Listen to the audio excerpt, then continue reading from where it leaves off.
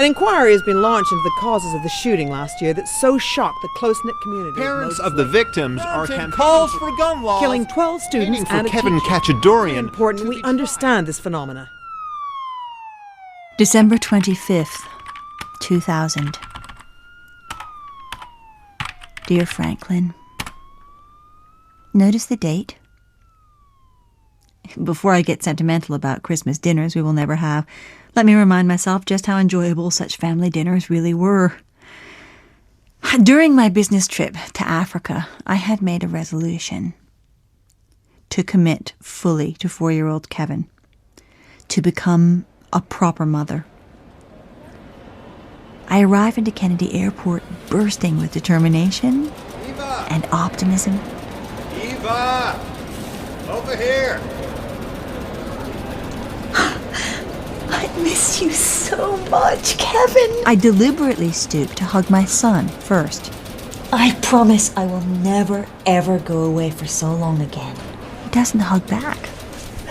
Oh, it's good to see you. When I stand and kiss you, he drags at your hand impatiently. Yeah, okay, little man. Let's eat. No. Echoes Kevin. How about juniors? It's kid-friendly. Sounds great. I'd been in transit 15 hours, Franklin. I wanted you to meet my plane, alone, whisk me to an uptown restaurant. I wanted to reveal my turned maternal leaf over a table for two. Instead, you take Kevin's hand and leave me to wheel my luggage up the terminal. In the car, Kevin sits between us, repeating everything we say in a sing-song moo. I can't tell you about my resolution, or put my hand on your thigh as I used to. At juniors, Kevin scorns the booster seat. Easing into the parental role, I tell him he only gets to sit in a chair if he acts like a grown-up. No. I force a smile. So, how long has this nya thing been going on? It's a phase. Lovely. No. The waitress takes our order, with Kevin parroting her. What a cute little boy, she says, glancing at the clock. That lady has poop on her face. Kevin is pointing at the conspicuous birthmark on her cheek. 2 inches long and slathered with concealer. Poopy face. I apologize profusely.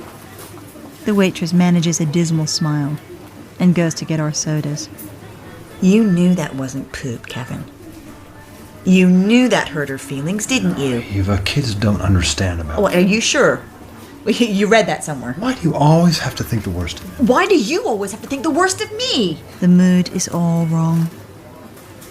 I get my declaration over with. I really need for things to change. I'm not doing motherhood or my career properly at the moment.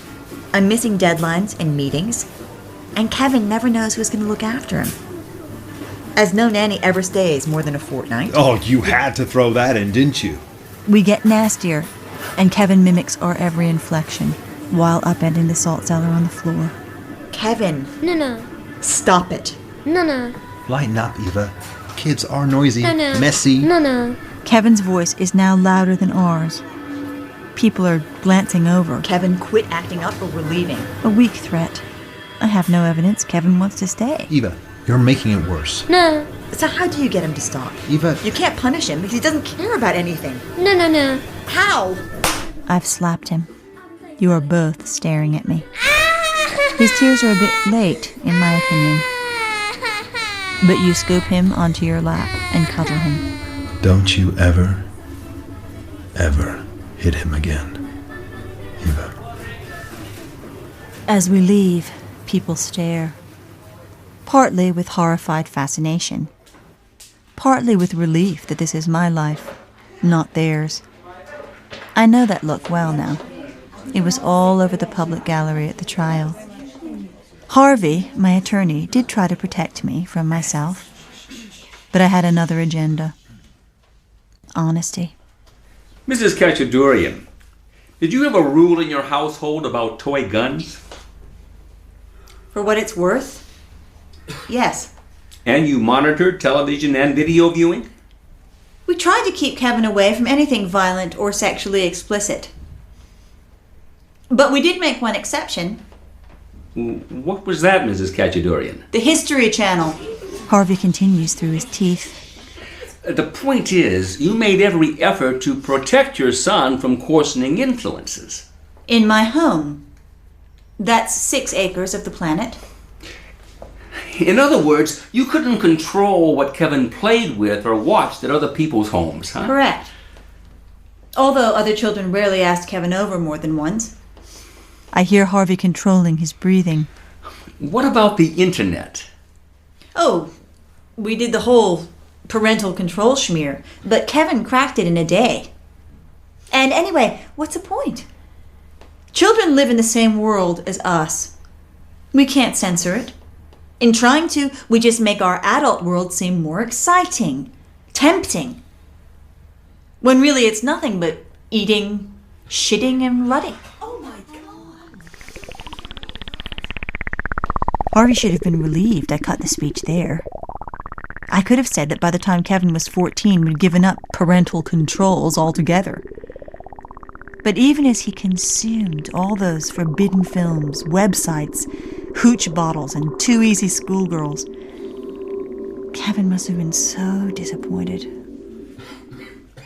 And I bet Thursday was a disappointment, too. No further questions, Your Honor. Wait. There's something I want to add. Harvey looks aghast. I am now so far off the agreed script, he is convinced I am suicidal. Go on. We did let Kevin have one gun. A squirt gun. When he was 4. My husband loved squirt guns. Thank you, Mrs. Cacciadorian. You'll remember that gun, Franklin. You bought it for him. I hope you also remember what he did with it. Merry Christmas. Eva. January 1st, 2001. Dear Franklin, call it a New Year's resolution since I've been busting to tell you for years. I hated that house. The house you bought while I was in Africa. Bought, I say. I returned to a done deal. I hated it on sight. It looked like the architect's drawing of someone else's dream home. I hated its expansive windows and walk-through spaces. There was nowhere to hide. Things didn't start well. The day we moved in, we had that big fight about the squirt gun. Kevin insisted on soaking the removal men. I wrestled the gun off him and hid it. He climbed up a cupboard and got it back. Well, who's a little monkey then? You let him keep it, Franklin. And that night, he squirted my favorite white caftan with red grape juice. I owned very little for someone who was borderline rich, so the things I did have I loved. Like my maps. European cities with the hostels circled in red. Epic train journeys highlighted in yellow. Whole continents tagged with itineraries. They represented my deserted life. I papered my study with them. It took months of painstaking cutting and gluing. All the while, Kevin watched me closely. When it was finished, it looked gorgeous. And it was all mine. My desk, my inkstand, and my door. All it needed was a lock. Look, Kevin. Everyone needs a room of their own. And this is Mama's room. He frowns, bulbous in diapers. It's all brown. I love my maps, Kevin. Love them. They're brown. He yells as I run downstairs. I am on the phone with Louis, discussing some crisis with the Japan edition for some time. What do you mean he didn't take it?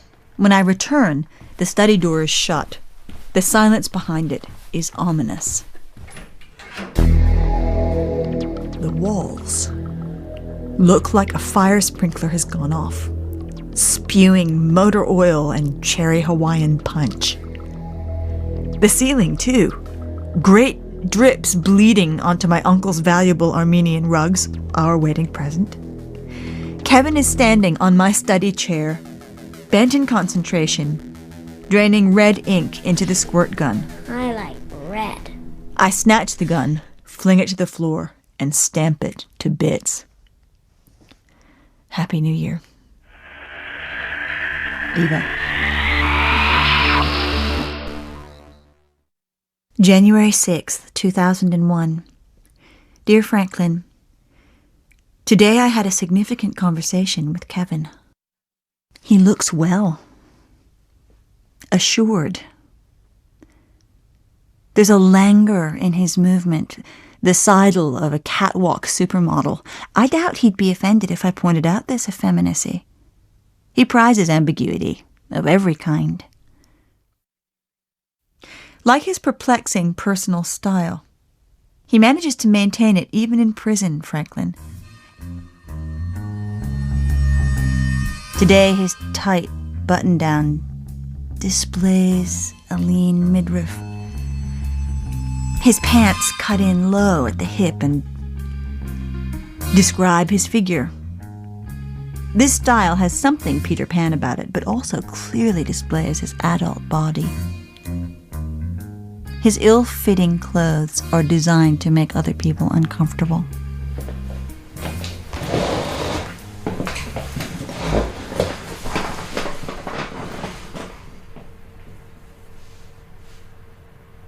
How are you, Kevin? You want me to say fine? I want you to say something. You're the one that came to see me. Okay, then. A question about your childhood.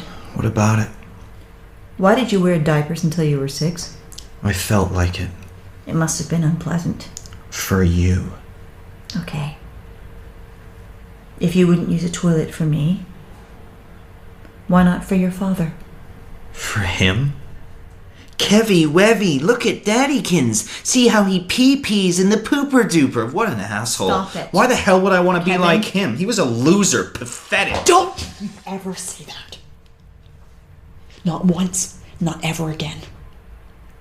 Or what? I'm lucky he doesn't press this button more often. But lately he is always pressing it in a way. As his face has matured, he has started to look like you, Franklin. It's like seeing my husband possessed. Hey, don't go. I answered your question. I got one for you. Now this is new. All right, shoot. The maps. Why'd you keep them on the walls? For my sanity. I needed to see something you'd done to me. To prove your malice wasn't all in my head. He strokes a small scar on his arm. Yeah. I know what you mean. I promised to explain, Franklin.